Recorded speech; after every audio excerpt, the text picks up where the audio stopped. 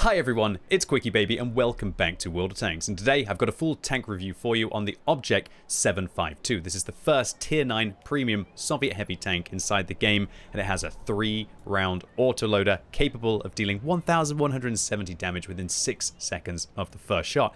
If that's not enough, it also has incredibly well-angled side armor, a lot like an Object 257, which allows it to troll its opponents, and in addition it has a very freaky turret that can enable 8 degrees of gun depression. So it sounds like it's the be-all end-all tank, right? Well, I'm going to let you know in today's review. So before we jump into the gameplay, I'm going to be comparing the Object 752 to the Object 257, which shares its armor kind of layout, the IS-32, which is another autoloader but has a double barrel gun, and a Progetto 66, as it's another 3-round autoloader, at least if you use the 120. So immediately we notice that the Object 752 has really bad damage per minute, 1,737. And remember, as an autoloader, you can't use a gun rammer on this vehicle to be able to improve it anymore. However, as an experienced World of Tanks player, you should probably know that autoloaders with bad damage per minute, as long as they've got good burst potential, can more than make up for it, as long as they can survive during that downtime. Now, the downtime is substantial, 34 seconds that you're going to have to wait between the magazines. And to add to this, poor penetration of 240 on its standard rounds, but pretty okay gold pen of 310 means that this is going to be a bit of a gold noob tank. But the issue is that poor penetration, if you whiff one or, God forbid, 2 of the 3 shells, then your damage per minute is starting to become abysmal. The relatively low alpha damage of 390 on this gun doesn't really compare to something like an Emil 2, and considering that the intra-clip reload is 3.2 seconds, which is similar to the Emil 2's 3.33 seconds, this thing's burst potential is not incredible, but again, it's really nothing to slouch at, considering that all of the other aspects of this vehicle are a true heavy.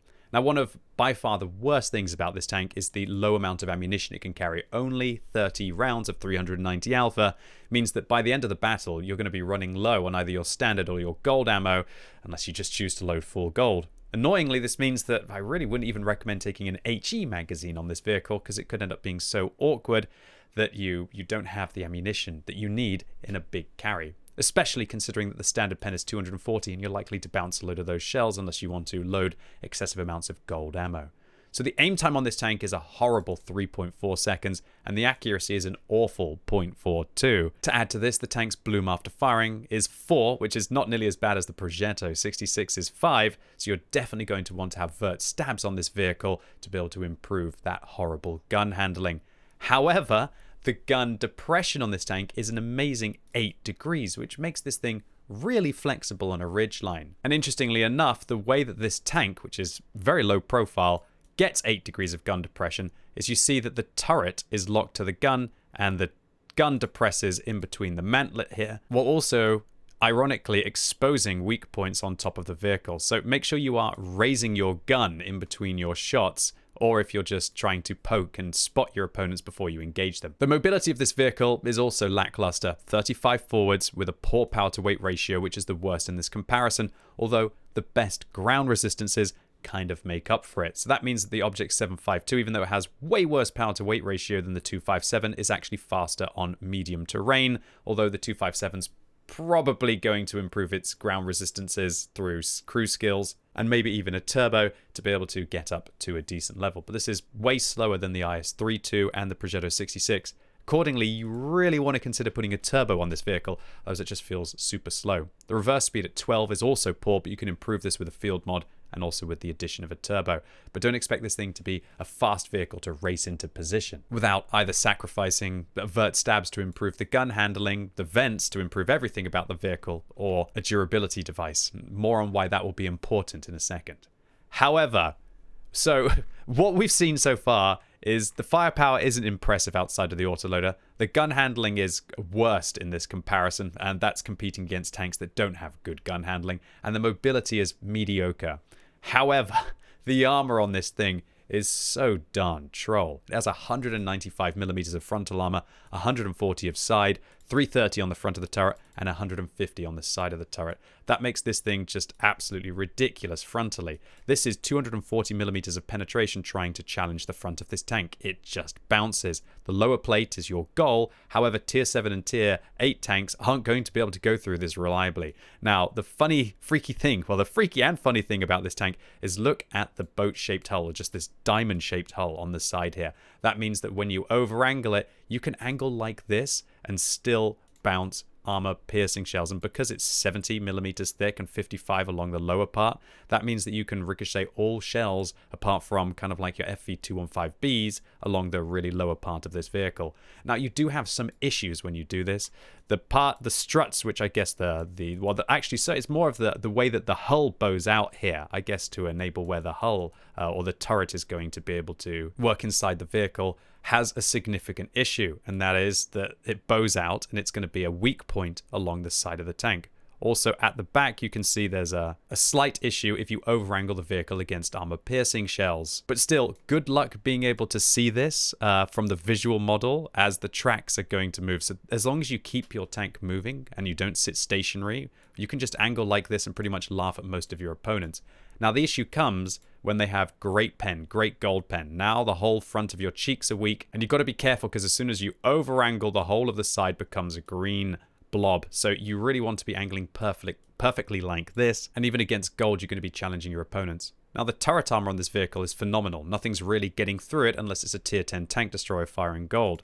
So that means that when you're sitting in a hull down position, as long as you aren't pointing your gun at your opponents, this thing has just basically impenetrable turret armor. Now, there is a slight opportunity to be able to shoot this driver's hatch here that is visible even when it's using all of its gun depression. But the real problem with the 7.52 is when it depresses its gun, the cupolas stick up because the gun is locked to the turret to be able to achieve that 8 degrees of gun depression.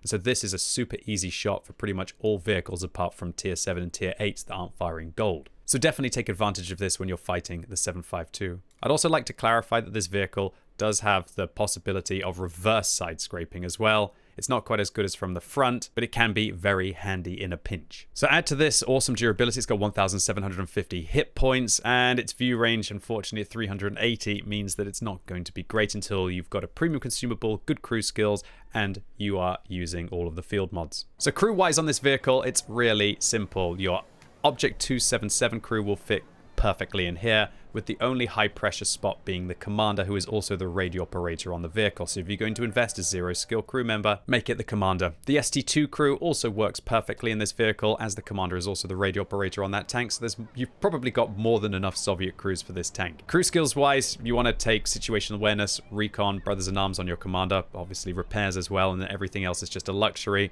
On your gunner, you definitely want to be able to improve the gun handling on this vehicle. With snapshot, I'd recommend also Deadeye on this vehicle to improve your crit chance, and designated target can help as well, of course, after you've got brothers in arms and repairs.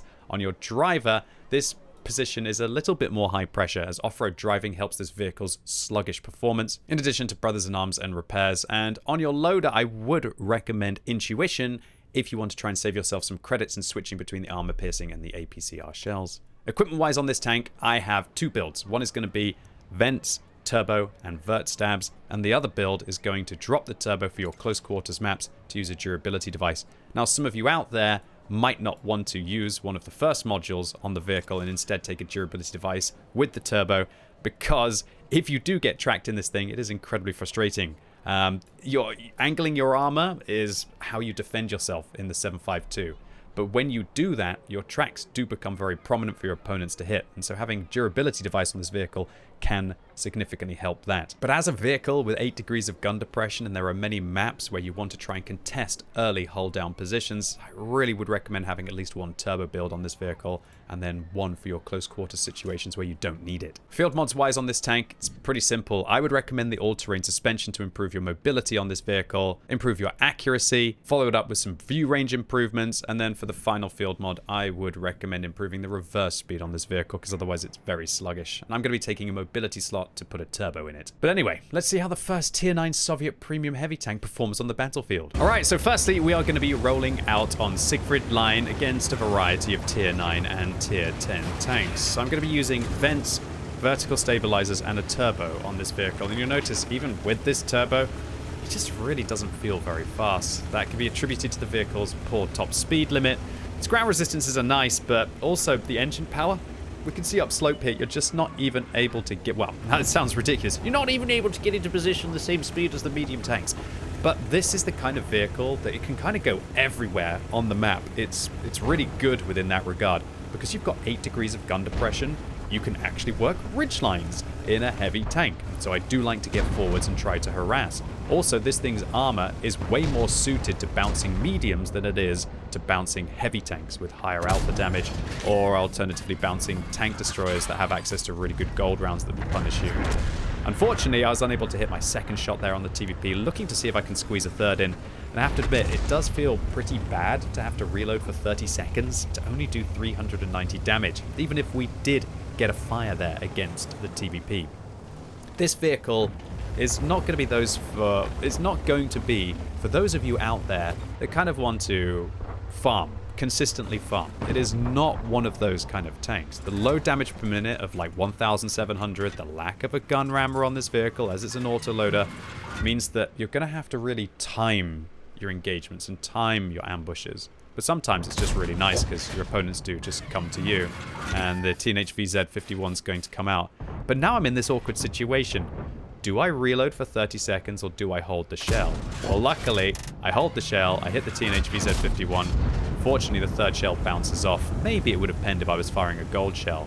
It does feel a little bit awkward in that regard. I would recommend all of you, if in doubt, I do think that there's a really high chance that you're going to get to shoot within 5 or 10 seconds in this tank. If the answer is no, then I would recommend reloading. Because the 30 seconds, it's a significant amount of time. But it's even worse if you don't have the magazine loaded for that wonderful opportunity where you can go and dump in the 1,170 damage magazine, which is really what this vehicle wants to do. So luckily for me, we've got a Brave IS-7 and a Char Future 4 racing along the northern flank. And then that is going to allow me, hopefully when I wake up and realize that my team are making a good push play, that I can hopefully harass the center. Although, also in this situation, looks like I did Alt-Tab onto my desktop for a second, so I'm having a little bit of a nap. Man, this turret thing is really freaky. To just be able to have like that thick mantlet at the front, and then to be able to still have the 8 degrees of gun depression with the turret, does feel pretty bizarre to be able to have so much depression on a ridgeline. And it's definitely one of the best things about this tank.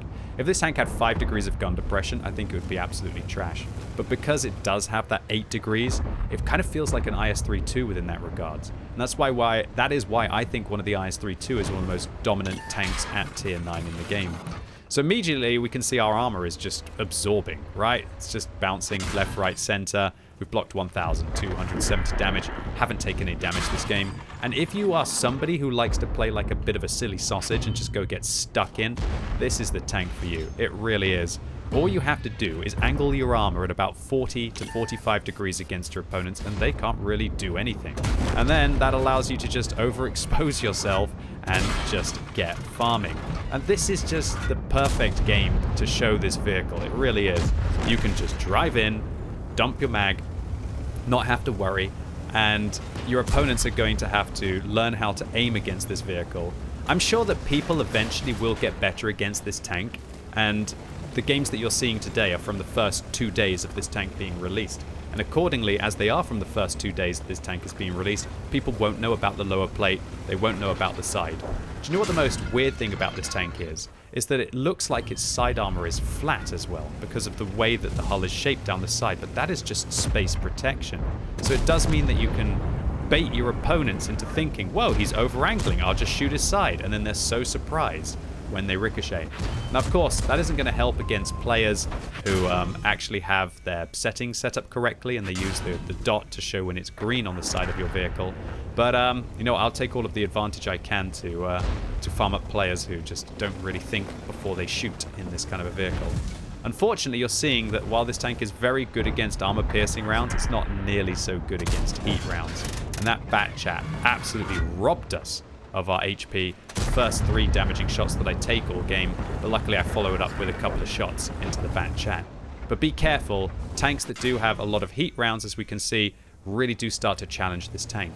Because remember, The armor is all based around the fact that armor-piercing rounds ricochet when they hit an angled surface that is angled by more than 70 degrees. However, heat rounds in World of Tanks can penetrate up to 85 degrees of angled armor.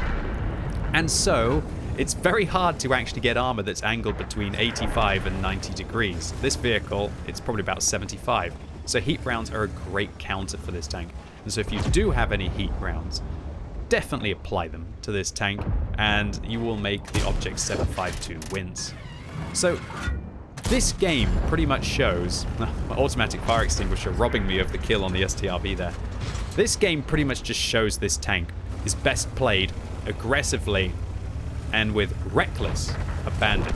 You want to be cheeky, you want to get forwards, you want to angle your armor, hope that your opponents aren't going to spam heat at you, and you just want to be aggressive. If you aren't willing to take risks in this tank, I don't really see there being a point in playing it.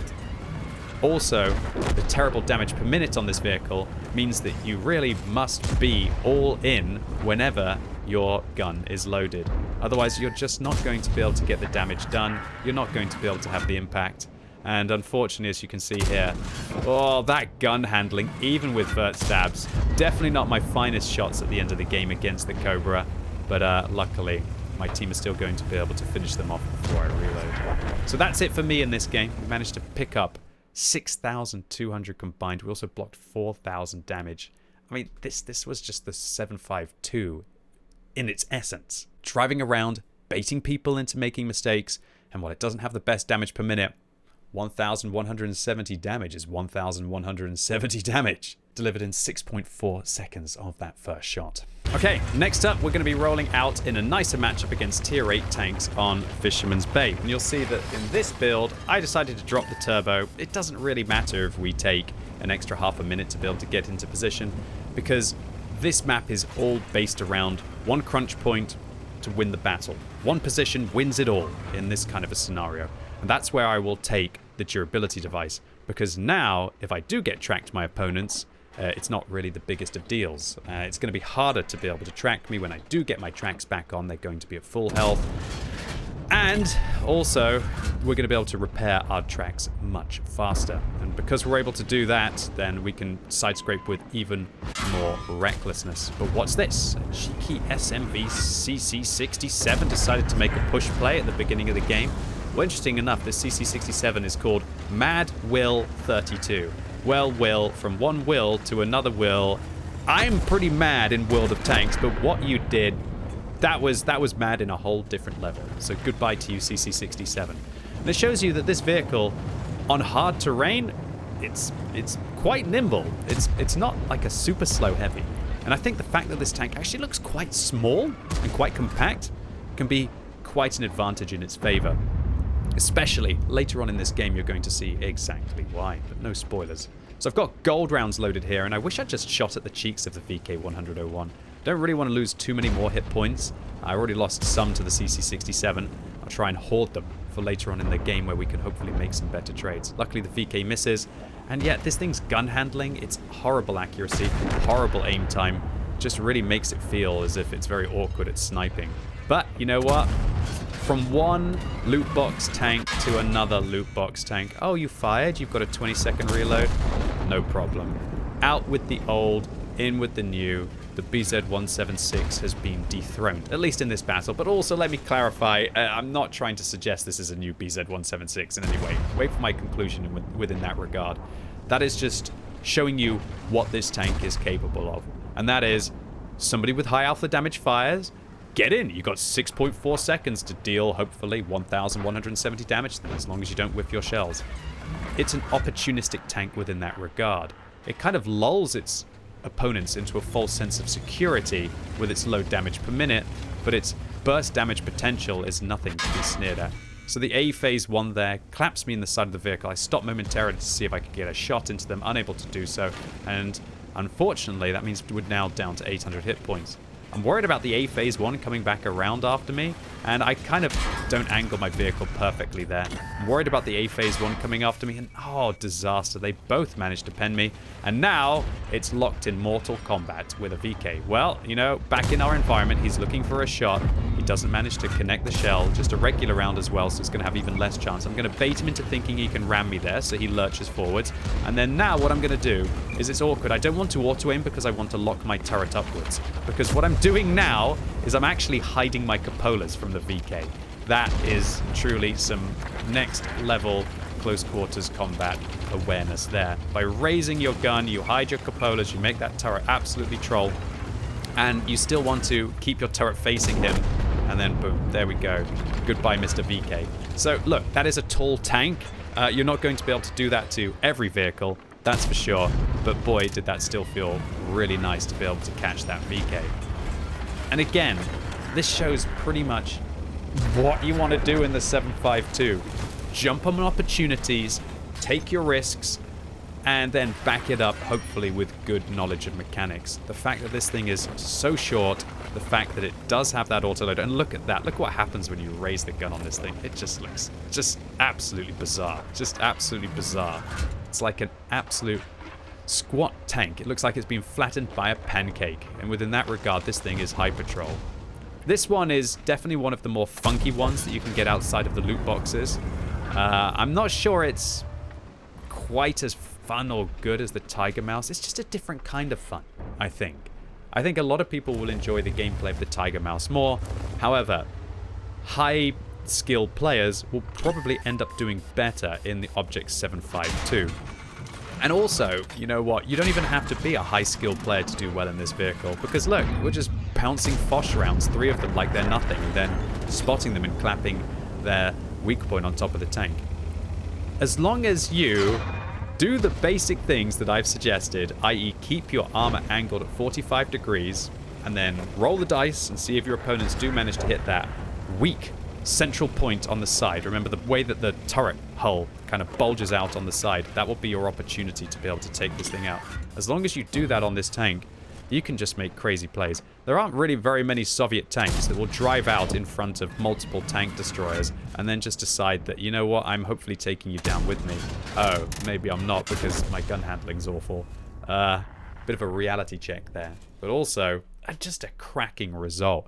We managed to do 6,200 combined in the first 6 minutes of this game. So round 3 for the Object 7.5.2. Once again, as you can see, I am taking a durability device on this vehicle, as it doesn't really matter how long it takes me to get into position. I just want to be able to do some funky stuff as well and have the extra hit points.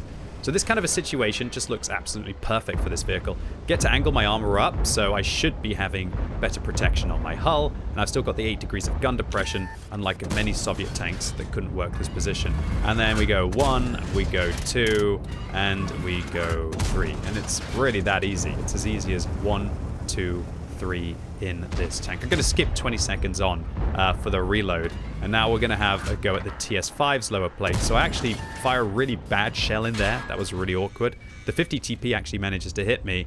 I'm hopefully going to get 2 shots now into the TS5's lower plate. 1 more there, and the second one, I lurched just before I fired. I have to admit, this 3.2 seconds intra-clip reload does feel... it feels a little bit longer than I thought it did. It's still 1,170 damage with a troll tank in 6.4 seconds of the first shot. But it's not like other autoloaders. I'd say 3 seconds already feels quite long for an autoloader. You know, you have your Barasks and your Progettos, which are at 2 seconds. You have your TVPs, which are at 1.5 seconds. Your T57 Heavies, they're at 2 seconds as well. Then you have your 50Bs that are 2.5. You have your Kranvang, which I believe is 2.75 off the top of my head. And then you have your IS-3As at tier 8, which do have a 3-second intra-clip reload and an auto-reloader. And so for this thing to have 3.2 seconds at tier 9, yeah, it definitely feels a little bit awkward. So things haven't really gone too well, / started really going for me in this game. Unfortunately, we can see the 50 TP managed to get 1 on my upper hull, 1 on my lower hull. My armor hasn't really worked out for me here, but there's the ricochet that I needed. Now I'm going to just drive up in front of the TS5. They're firing armor-piercing rounds and not the heat rounds. And maybe those will be the last shells they ever fire because of that. We put 1 into the TS5, 2 into the TS5. The mouse finishes them off. Put 1 into the back of the 50 TP turret. Yeah, this thing just claps. I'm going to skip another 20 seconds. And now we find ourselves in a position where we're just about finishing reloading, and there is a scorpion around the corner. We're just going to drive round. If I lose the 500 hit points, it doesn't matter. And you know what? My armor protects me from his APCR gold just as well as it would do from his regular AP rounds. It's only really the heat that gives you a tremendous advantage against this tank because of the way that it will penetrate up to 85 degrees of angled armor. So I just woke up in this game and realized, wow, okay, this game's close. We're only up by 1 kill. The hit points are completely even. Better put my carry pants on here, right? We've managed to pack out 4,900 combined. And oh dear, the TVP manages to catch me out in the open. And oh dear, now the 111.14 is going to catch me out in the open. But luckily, I am in a 7.52. So does it matter? No, not even the heat rounds managed to go through me there. I guess the track's protecting me. So it really shows you that when you fire heat on this vehicle, you want to fire it higher up on the hull rather than lower up on the hull. Higher up on the hull, there'll be less distance between the space protection and the hull, which will give you more of an advantage. One thing I would like to highlight about this vehicle is that the gun elevation on this vehicle is actually only 11.7. So be careful. It's not like other Soviet tanks as you saw there where you could be on a downslope. But we've got gold rounds loaded now, which is going to give us a tremendous advantage against the IS-4. We're going to put 1 round in, 2 rounds in. The A phase 1 is going to bounce off me. We'll finish off the A phase 1 as well. This tank is just so good in these brawling situations. There's nothing really quite like it with regards to a premium tank. And the best thing is it's really simple. This tank is super simple. You don't have to be a high-end player to play like this. Now, of course, high-end players are still going to do better in a vehicle like this, but you don't have to be. Really, it's as simple as make sure you angle pretty much like this, side scrape out, hope your opponents miss, just never ever ever get caught in a scenario like this, never ever get caught in a scenario like this, and just try and make sure you penetrate your opponents. And also, when you're on a ridge line and you don't need to be shooting your opponents, raise your gun for the top of the vehicle. And if you do all these things, you will be successful in this tank. So a poor shot there. I should have shot the back of the tank and not the side there. They were a guaranteed 1 shot if I penetrated the shell, so a bit of a misplay by me. And just like that, we are now up to 6,000 combined. Skip 20 seconds again, don't worry. Do not adjust your set. I just got so much gameplay I want to show off in this vehicle. I don't want this video to end up being an hour long. So now we're going to come around the corner, put 1 into the Hori, and I was thinking, big boy mags, let's go. And they stole it at the end of the game. Still, a cracking game with 6,400 combined in the 7-minute round that we saw. This thing is a monster in a brawling situation. So I'll skip over most of the results apart from the Paris one. This was 5,300 damage, 1,100 assistance, 1,487 base was enough to give us an ace tank. And we got a steel wall because we blocked enough damage to be able to destroy this tank 1.5 times over. And this is a premium tank. So if you run a credit booster during Wargaming's Holiday Ops bonus, made 200,000 credits profit even after spending 70,000 on ammunition. Get your credits in, boys and girls. However, let me clarify. For all of the awesome brawling situations you've seen in this tank, there are a lot of scenarios where it just really doesn't go too well for this vehicle. So we're going to be playing the 7.52, and I managed to get into the window. Perfect, right? Use my 8 degrees of gun depression. My low profile actually prevents me from being able to see over there. And oh dear, Tiger Mouse, the other tier 9 premium inside the loot boxes this year, has already managed to poke one of my weak points. I didn't really appreciate that. So what I've done is I've reloaded gold ammo using intuition. I'm raising my gun as I come over, but I also have to point my gun at my opponents, and bam, another one right into the weak point. And this gun, it just doesn't really feel like it's super accurate enough. It doesn't feel like the gun handling is great. I'm very unreliable with going through the Tiger Mouse. And with the 310 pen, look, it's basically turned me into Kermit on the top of this vehicle right now, hasn't it? Yeah. Oh, I'm sorry, Miss Piggy. Oh my god.